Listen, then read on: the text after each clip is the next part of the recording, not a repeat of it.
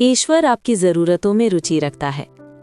कई युवा विश्वासी संस्कृति और अन्य कारकों के कारण उत्पन्न समस्याओं को लेकर इतने सचेत रहते हैं, जिनके बारे में उन्हें लगता है कि वे उन्हें जीवन साथी खोजने से रोक रहे हैं, कि वे ये भूल जाते हैं कि ईश्वर उनकी सभी समस्याओं से कहीं अधिक महान है। कुछ अन्य लोगों को ये गुप्त भय रहता है कि ईश्वर को उनकी समस्या में कोई रुचि नहीं है। वे शायद इसे शब्दों में व्यक्त ना करें, लेकिन उनके कार्य इसे स्पष्ट कर देते हैं। मैं ऐसे सभी लोगों के लिए उत्साह का संदेश लेकर आया हूँ। वो तुम्हारी परवाह करता है और तुम्हारे बारे में सोचता है। ये 1 पत्रस 5:7 में लिखा है। याद रखिए, परमेश्वर ने ही आदम की पत्नी की आवश्यकता को समझा और उसे पत्नी प्रदान की। उत्पत्ति 2:18। आदम को परमेश्वर से पत्नी मांगने की आवश्यकता नहीं पड़ी। परमेश्वर ने आदम की आवश्यकता का ध्यान रखा और वो आपकी आवश्यकता का भी ध्यान रखते हैं। इसलिए ईश्वर पर भरोसा रखें और धैर्यपूर्वक उनके मार्गदर्शन की प्रतीक्षा करें। बेचैनी और उन्माद से कुछ भी हासिल नहीं होता। इस तथ्य में एक सुंदर प्रतीकवाद है कि ईश्वर ने आदम को सुलाया और फिर उसे जगाकर हव्वा को उसके पास भेजा। उत्पत्ति 2:21-22। नींद प्रतीक है विश्राम का, और ईश्वर चाहते हैं कि हम विश्राम करें, उनमें विश्राम करें, जब तक कि वो स्वयं अपने चुने हुए साथी को हमारे पास ना भेज दे। इसका अर्थ ये नहीं है कि हमें कुछ भी नहीं करना है, क्योंकि जिस विश्राम की मैं बात कर रहा हूँ वो बाहरी शारीरिक विश्राम नहीं, बल्कि आंतरिक आध्यात्मिक विश्राम है। हमें ये विश्राम कैसे मिल सकता है? यीशु ने कहा, केवल परमेश्वर की इच्छा पूरी करने से ही।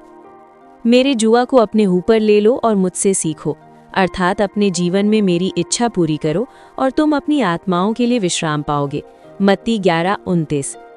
जैसा कि औकास जनजाति के मिशनरी जिम इलियट ने कहा था, हमें ये सीखना होगा कि हम कैसे बने ईश्वर की इच्छा में सोए हुए। यदि हम ऐसा करेंगे तो ईश्वर निश्चित रूप से हमें अपने नियत समय पर सही व्यक्ति तक पहुंचाएगा। यदि हम जीवन के अन्य सभी क्षेत्रों में ईश्वर की इच्छा पूरी करने में व्यस्त हैं, तो हमें इस क्षेत्र में उसकी इच्छा से चूकने का भय या चिंता करने की आवश्यकता नहीं है। इस संदर्भ में 3 उत्कृष्ट पुस्तकें जो सभी युवाओं को पढ़नी चाहिए वो ये हैं: श्रीमती हावर्ड टेलर द्वारा लिखित the Triumph of John and बेटी स्टैम, एलिजाबेथ एलियट द्वारा लिखित शैडो ऑफ द ऑलमाइटी और जेसी पोलाक द्वारा लिखित हडसन टेलर और मारिया। हमें ईश्वर पर भरोसा करने के लिए तैयार रहना चाहिए। बाइबल कहती है, विश्वास के बिना उसे प्रसन्न करना असंभव है, क्योंकि जो कोई परमेश्वर के निकट आना चाहता है उसे ये विश्वास अवश्य करना चाहिए कि वो उन लोगों को प्रतिफल देता है जो पूरी लगन और परिश्रम से उसकी खोज करते हैं। हिब्रानियों 11:6।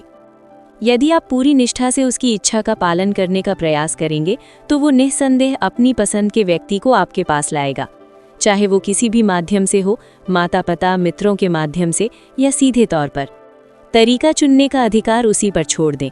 अपने नियत समय पर वो आपकी सभी मनोकामनाएं पूरी करेगा।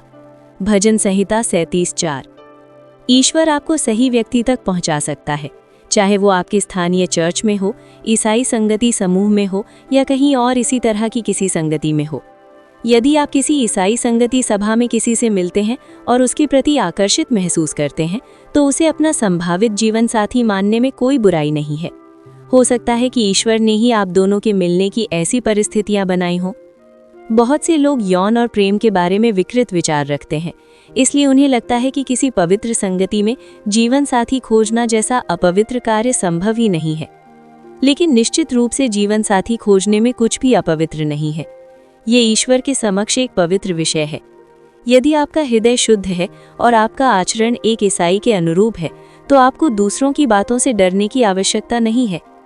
मैं यहाँ इस बात का जिक्र इसीलिए कर रहा हूँ क्योंकि मैंने कुछ ऐसे दुखद मामले देखे हैं जिनमें विश्वासी अपने जीवन साथी की तलाश उन ईसाई संगति समूहों में नहीं करते थे जिनसे वे जुड़े हुए थे, दूसरों की बातों के डर से, और अंततः उनकी शादी ऐसे कट्टर अविश्वासियों से हो जाती है जिनका विवाह उनके नाम मात्र के ईसाई माता पिता ने करवाया था। मनुष्यों के डर ने उन्हें शैतान के छिपे हुए जाल में फंसा दिया और परिणाम स्वरूप परमेश्वर और कलीसिया ने कई संभावित ईसाई परिवारों को खो दिया। कुछ विश्वासी ऐसे होते हैं जिनकी परिस्थितियां उन्हें अन्य नवजन्मित ईसाइयों के साथ संगति करने का अवसर नहीं देती या जिनका संगति क्षेत्र सीमित होता है। कुछ अन्य लोग बीमारी, पारिवारिक पृष्ठभूमि, दुर्भाग्यपूर्ण पारिवारिक स्थितियों या काल्चरिक कारकों के कारण समस्याओं का सामना कर रहे होते हैं। ये लोग शायद सोचते होंगे कि उन्हें अपना जीवन साथी कैसे मिलेगा। ऐसा करने की सारी आशा छोड़कर कई लोग अंततः अपने माता पिता द्वारा चुने गए अविश्वासियों से विवाह करने के लिए तैयार हो जाते हैं। किसी भी विश्वासी की ऐसी सोच पूरी तरह से विश्वास की कमी के कारण है। क्या परमेश्वर के लिए कुछ भी असंभव है?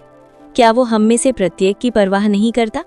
यदि आपकी स्थिति आपको असंभव लगती है तो याद रखें कि परमेश्वर उन चीज़ों को करने में माहिर है जिन्हें मनुष्य असंभव मानते हैं। उस पर भरोसा रखें और आप पाएंगे कि तुम्हारे विश्वास के अनुसार तुम्हारे लिए पूरा किया जाएगा। मत्ती 9:29। यदि आप अपने हृदय को उसके प्रति सच्चा रखते हैं और परमेश्वर के वचन में दिए गए सिद्धांतों पर दृढ़ रहते हैं तो आप पाएंगे कि परमेश्वर की निगाहें आपकी ओर से पूरी धरती पर फिरती रहेंगी।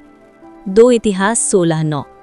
सांस्कृतिक अवरोध, माता पिता की आपत्तियां, परिस्थितिजन्य कठिनाइयां और न जाने कितनी ही बाधाएं हमारे अद्भुत ईश्वर के लिए समस्या नहीं है।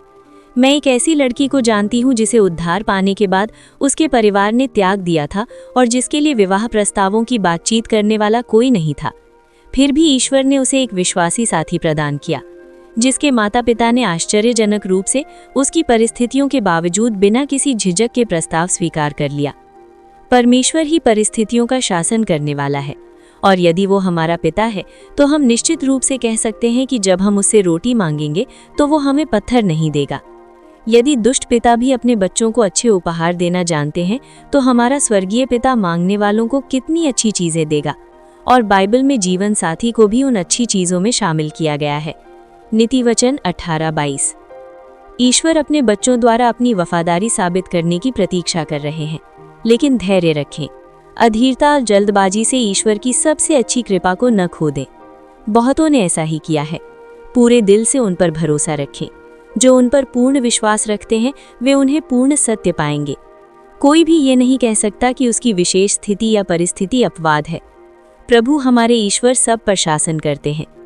मैं यहाँ ईश्वर की इच्छा का पता लगाने के बारे में चर्चा नहीं करूँगा, क्योंकि मैंने इस विषय पर अपनी दूसरी पुस्तक ईश्वर की इच्छा का पता लगाना में पहले ही चर्चा कर ली है।